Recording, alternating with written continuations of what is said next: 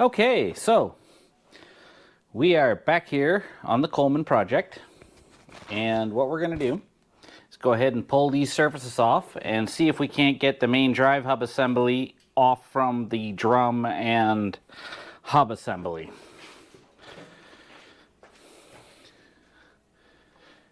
Now, manual's not super duper clear on this. It does make commentary that there are some shims in here that we have to deal with. This it's interesting.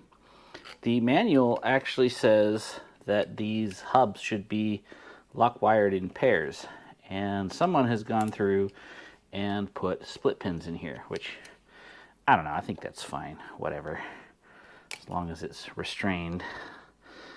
This side of the Coleman axle did not have any junk going through it, so I feel like something went through the axle on the other side at some point in its life, and my guess would be that it was probably some fastener that came loose. But nonetheless, we'll go ahead, get this all apart. Should be a good time. Got all the tools that I need to get this cover plate off. My recollection is from all those years ago when I was last playing with this, that there is a stack of shims top and bottom, and those set your bearing clearance. And you're supposed to have just a tiny little bit of side play in the hubs, and that's really it. There we go.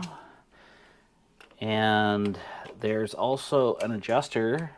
This axle, shockingly, has Timken tapered roller bearings for the Kingpin bearings, which I think is incredibly cool. So we'll be getting the numbers off those as well, and we'll be getting new bearings into the axle hubs both sides. Let's get these off. Pretty tight.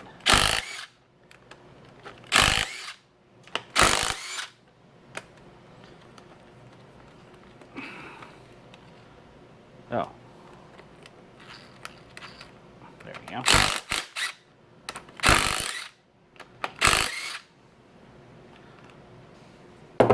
Big deal. These all feel pretty good. None of the threads are buggered. That's good stuff. Alright. Let's see if we can't get this plate popped off. Oh yeah. Oh, that's good. That's what happens when there's not water sitting in stuff for 25 years. I think there's a felt seal. Yeah, that's what I remember. Definitely a felt seal around here. Have to replace that. There we go. Pops off. This is my stack of shims on top. That's quite the shim stack for sure. This is my stack of bottom shims. Put those in here like that. Let's see if I can get that bearing to come out of there. That's a big old bearing. Good grief. I do remember that, and I remember 21 years ago I priced them out. And I distinctly remember that it was outside of my reach at the time. And what I can't remember is how bad they were, actually. Let's take a look at these ones, see if I can get away with what's there, or if I'm going to need a replacement. There's definitely some damage on the bearings, for sure. Let me see if the GoPro can pick this up. May or may not be able to. You can see that there's some rumble damage. Looks like something went through the bearing about a third of the way through. So it's marked quite heavily through there on the rollers. And there's some other damage on the outside part of the rollers as well. And judging from the look of the race, it will also need some love. So that is pretty unfortunate, but not unexpected. I'll just set that there, and then we will see if we can get this to sneak out the back without major problems.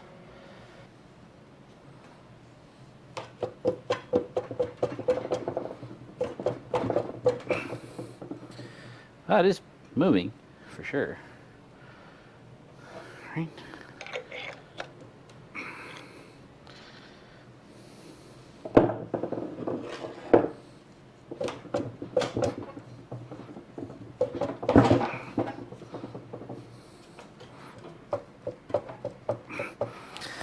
It's definitely coming.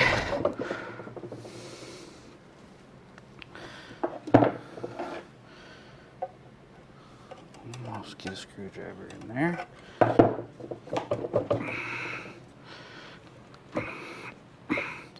Let's go ahead and move the camera over to the action side.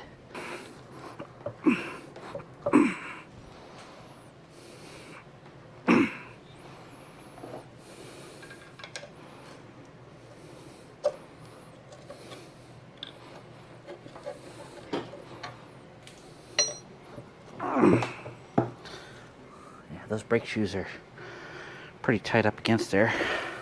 I'm hoping we can kind of coax it all out. The brake shoes are actually, honestly, my biggest concern at this point, because I'm not sure what I'm gonna have to make and not make on this project. And a lot of it's gonna be based on what's going on with the brake shoes. So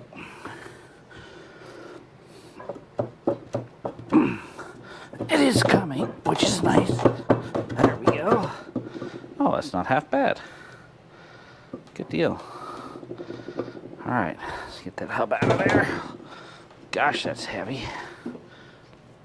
All right.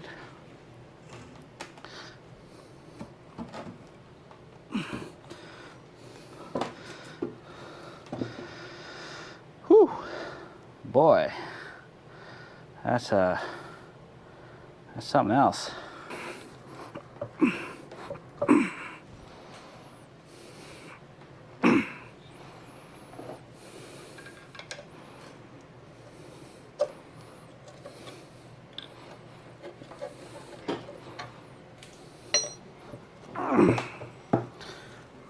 Those brake shoes are pretty tight up against there.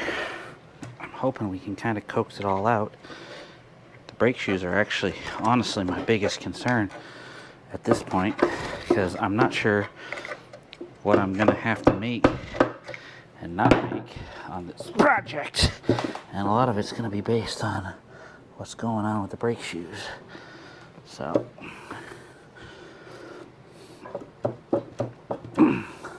it is coming, which is nice. There we go. Oh, that's not half bad.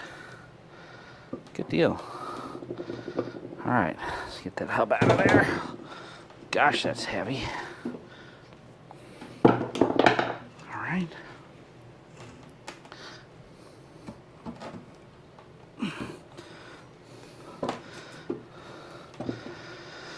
Whew. Boy, that's something else.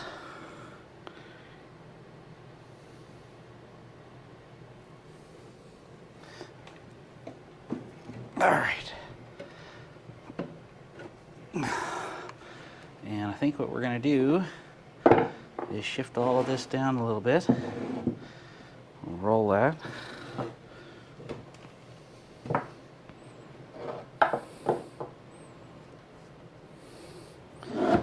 There we go. Ah, yeah. There we are. Good deal.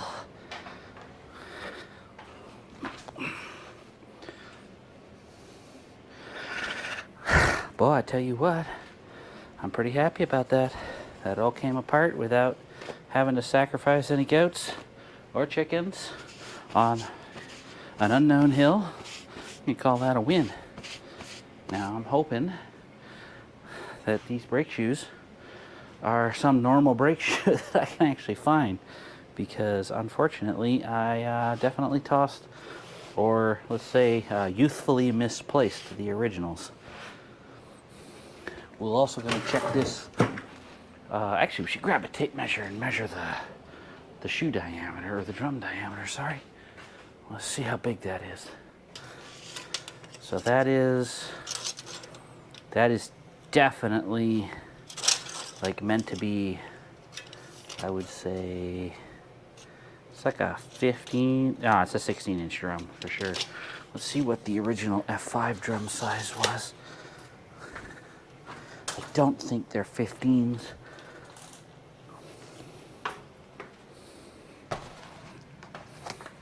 Or 16, sorry. Let's see how big that is. Yeah, that's like a 13 or a 14-inch drum. So that's a pretty darn big brake shoe. We might have trouble finding that, and I might end up having to make some, but such is life. That's my burden to bear. All right, let's put this back maybe here. Yeah, that's pretty good. Good. Let's see if we can coax this up off of here. Ooh, that is stuck. That is stuck. So I think for that what I actually need to do, I think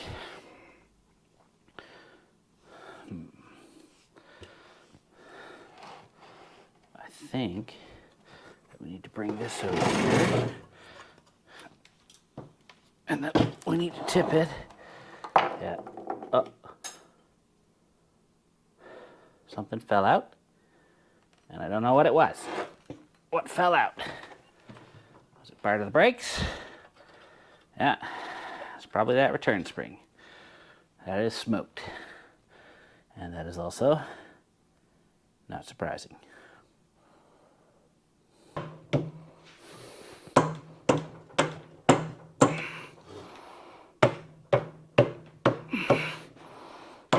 There we go. Nice. We'll just set that down the way it came off. I don't actually think it matters, but no sense in making things worse. Now, cool thing about the way the Coleman axle works, hoping everybody can see this. Yeah, it's showing up there. So this is actually your Kingpin bearing cap. There isn't one on the bottom, there is one on the top. And this has got a wedge in it. And what the wedge does is the wedge adjusts where this block sits against that big ring, and that sets your Kingpin spacing, or sorry, your Kingpin end play, which should be very, very small in general. So what we're going to go ahead and do here, I think, is we'll flip it sideways and we'll see if we can't coax this block retainer out. That should let that slide down, and that should let us snake the bearing off much more easily, I hope. I'm also going to go get some WD-40 and pull some of this grease off so it's not fighting me the whole way, because that's pretty ridiculous. But yeah, coming right along here. Really excited about this. I'm not excited about how much I'm going to have to pay for bearings, but all of these little projects like this are full of little challenges as you go through and do them, and this is no different. So this is our Kingpin bushing adjustment bearing, which should have a special end nub on it, if I'm not mistaken.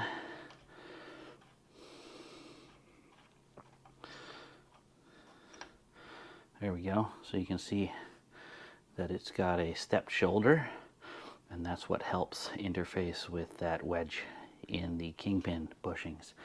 And additionally, I'm looking at this hub. It's really well built. So you can actually see down in here, let me move the camera a little bit. We can see that we have a grease zerk here, here, and here in the system. And that is so that you can grease both bearings, the main bearing races externally. You can just force grease right into the bearings. That's really good. You know, once a week you jump out there with your grease gun and have at it. And then same thing with the Kingpin, so both your main bearings and your Kingpin bearings can be regularly greased.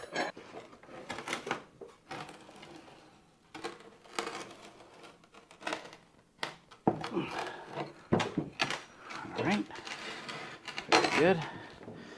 And then we'll just tap the wedge back.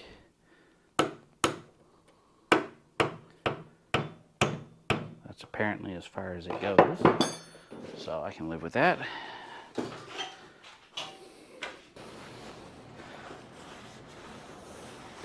And it doesn't look like there's any evidence of that having turned at all, so I'm really pleased with that. That's really good. Okay, get that off of there. If I really wanted to, I could probably run these bearings again, but we're gonna have to see if they're available and how much they cost. I know the ones on the other side were actually worse because the other side was sitting down in the water. I think the other side was missing its wheel, if I remember rightly. It's so long ago, I can't remember now. Maybe it wasn't missing its wheel. Well, it's pretty stuck on there. Is it gonna come? Oh, I think it is. Maybe. Okay. Let's try that again. Oh yeah. There it goes. It's just tight on there though. Is that because of this? Maybe? Might be. Might be.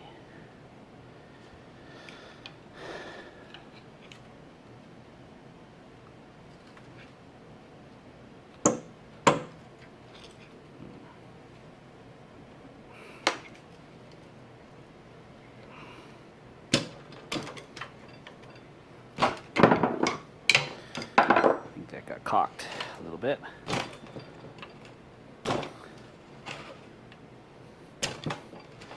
Trying real hard here not to ruin nothing.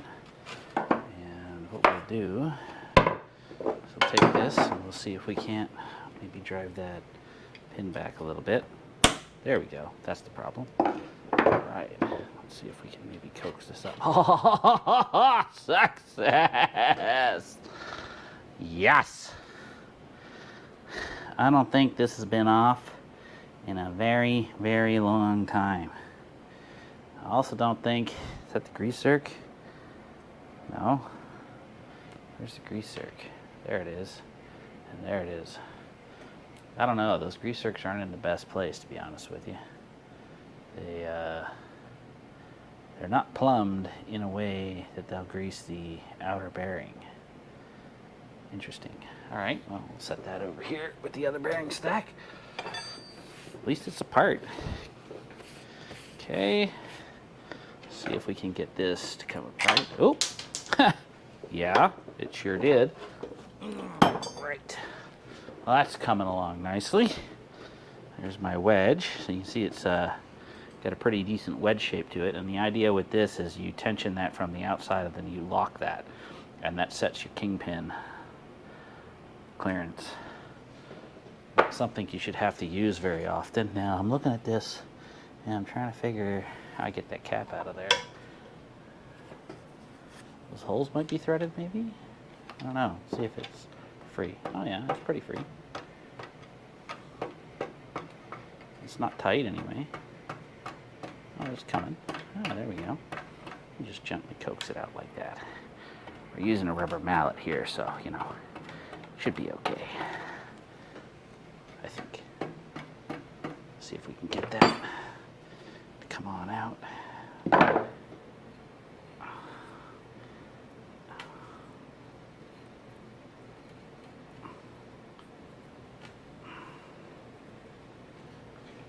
Lift some pressure off it, maybe. Gosh, it wants to come.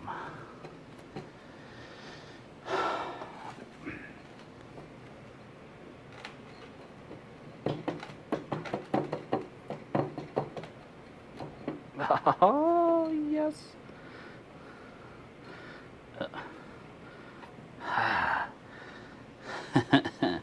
There you go. Timken tapered roller bearings right there.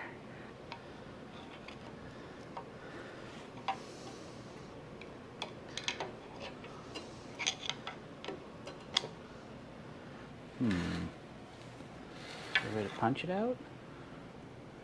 Oh. Yeah, I bet you that's what that hole is for. Hold on. Let me go get a punch here. Should hopefully be able to pop that little bearing cup out of there.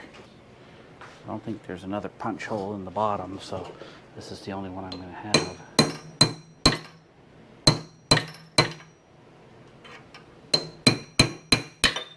And there it goes. Whoops. That's exactly how you get that out of there. Let's see if I can coax that out. I wonder how that would come out of there. Let me see. We can maybe tip it down. Will it come out?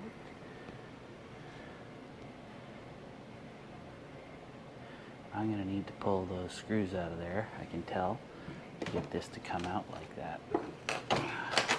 And I definitely need to get it out because I definitely wish to replace all the bearings, especially the Kingpin bearings. I don't want to be messing with those. We're into it this far, we're going to paint everything. The last thing I would ever want to have to do is pull one of these hubs down this far. That'd be like 2 weeks worth of work. So yeah, we're not doing that. I might go wash my hands thoroughly and maybe give the manual a read and then reconvene over here. Pretty close though, pretty close. Got good feelings about this. Okay, so the book says that what we're supposed to do actually is, well, the book gives an assembly procedure. And because of that, it says that what we're supposed to do is assemble the bearing and the cup and cone together into the shaft and then slide it in and jack the hub upwards until the bearing is seated. So the reverse of that, I think, is going to be to drive the bearing in, which is what we're going to do. And we're going to hope that gives us the clearance we need to get this assembly out of here.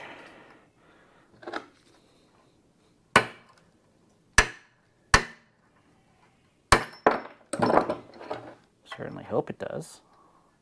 I'm going to try anyway.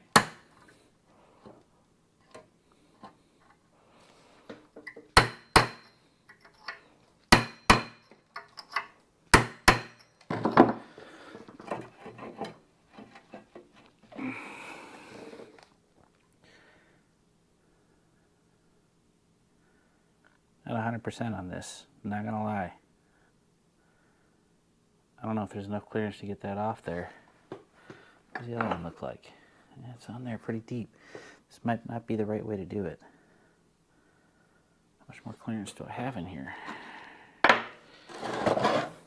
It's all feeling pretty tight. Oh, I don't think there's any way that comes apart that way. I think I gotta push the cup out. I gotta push out the cup. That's the way this has to go. All right, we'll tip that back up the other way. We'll drive that back in, and then we'll push out the cup. It's all right. No harm, no foul. We'll survive.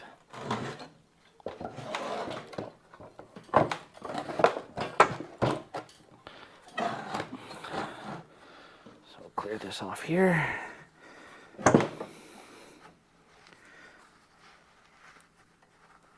Ugh, gross.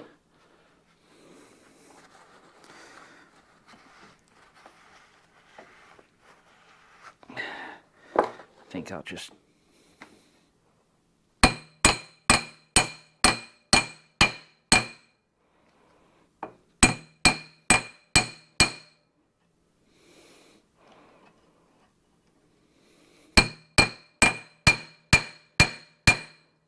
that's home. That's very good. All right. Now I think we drive the cup out.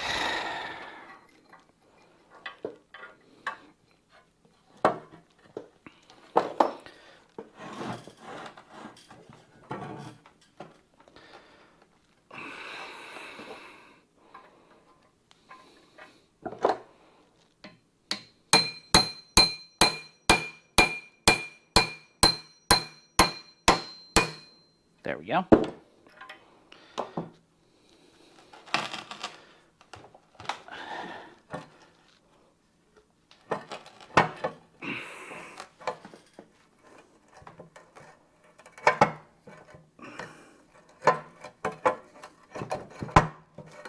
Ha-ha! Success!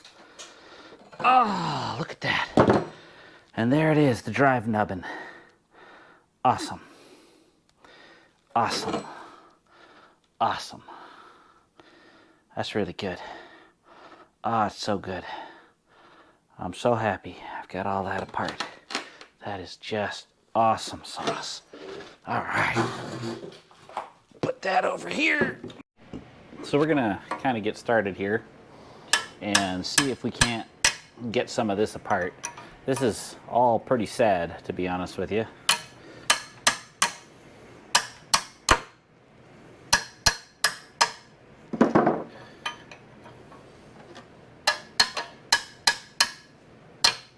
That's good. Those are broken free. We'll go ahead and get the impact on them, see if we can't coax them out. All right, so we'll go ahead and get this brake part off here first. Huh, that's pretty stuck. But there we go. Probably gonna have to make another one of these because I don't think I have it for the other one. That's in rough shape though, for sure. All right, so with that done, now we can move forward and start cutting some of these welds. This is pretty flimsy and very poorly done.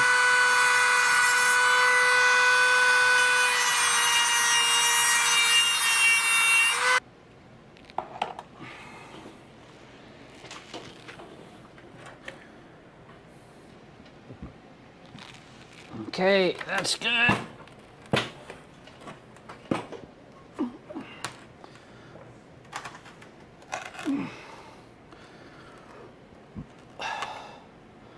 That's all pretty bad in there.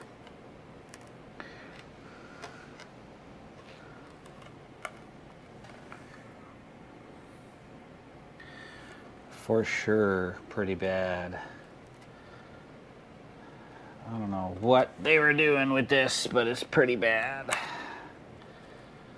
All right, well, we'll go ahead and get started on getting that apart.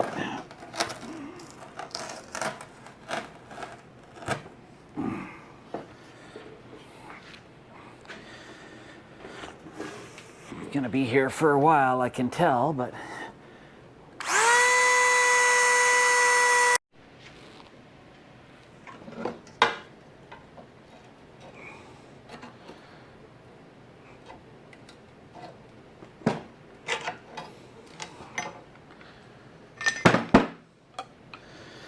well, that's pretty good. Got that off there. Happy about that. So at this point, what we'll be able to do is go ahead and get all that cleaned up. Probably need to go through and cut the bolts off for the wheel cylinder so I can get that all apart. And then we would be able to remove the brake housing assembly off there and be able to trash this piece, because that is some absolutely hokey baloney.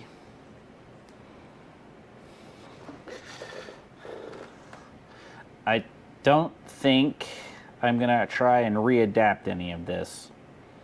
Even though it's original Coleman parts,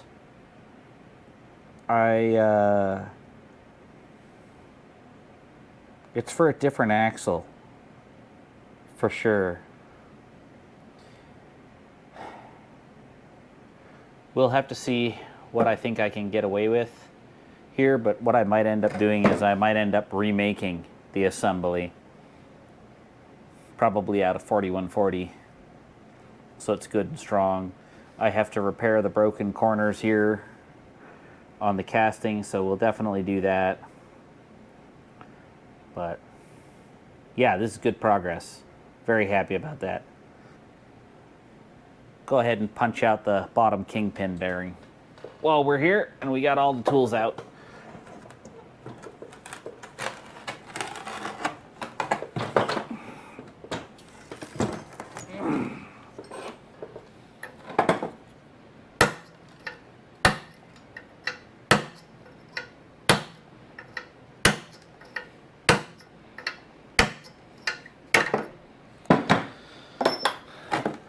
There we go. That's good stuff. Okay, well, now that we've got all the bearings all apart and new bearings on order, figured it's just as good a time as any to go ahead and drain the oil out of the diff and get that evaluated as well. My goal here is to actually get the truck up on its axles as soon as possible. So I've got some decluttering to do here in the near future, and hopefully maybe some parts that I could offload that maybe some other people would want.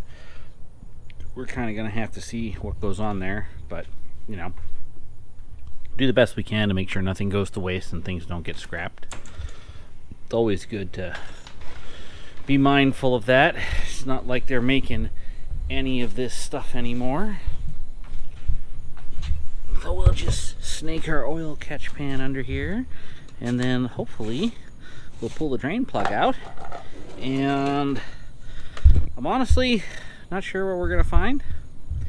We could find oil. We could also find water. And we could also find nothing. Because I don't think I put diff oil back in here when I was working on it. Oh, that's not even tight. Yeah, there's no oil in here. Did that move? Yeah, it did. There we go. Alright. Let's see what happens.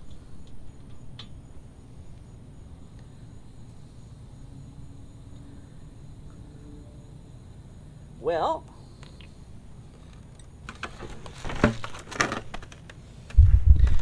that is a little bit of oil. I can live with that. I can. All right, so made a whole bunch of really good progress last time we were out here. Got the hub broken away, so we'll be able to go through and start fixing that up. I took a close look at the way, let's see if I can get a good view of this in the light. Yeah, so I took a good look at what's going on here with this section.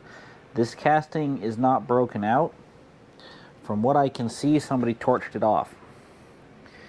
And that's just downright rotten, but it is what it is. Now on the upside, I think that these might be steel castings. They're pretty thin sections for what they are, and I seem to have recalled somebody having told me a long time ago that the Coleman Company, the American Coleman Company, was famous for its steel castings. So I'm hoping that's the case. That'll make it a lot easier. If it's steel casting, we can weld that up and do a really good repair on this without a problem.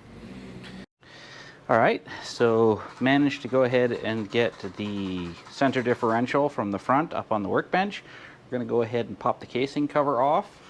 And while we're here, I've also noted that this takes a national seal, and the seal number is 50070. Now, I got to check the axle shafts and see if that corresponds with the correct seal diameter, but that's quite nice to have a national seal number for that. That's going to make sourcing that a lot easier. We got some nasty corrosion going on here. That's pretty awful right there. I don't know how much is left of that nut. I don't think there's anything left of it. But yeah, we'll go ahead and get that split apart, and then we'll be able to evaluate the bearings in both the center differential and the pinion drive.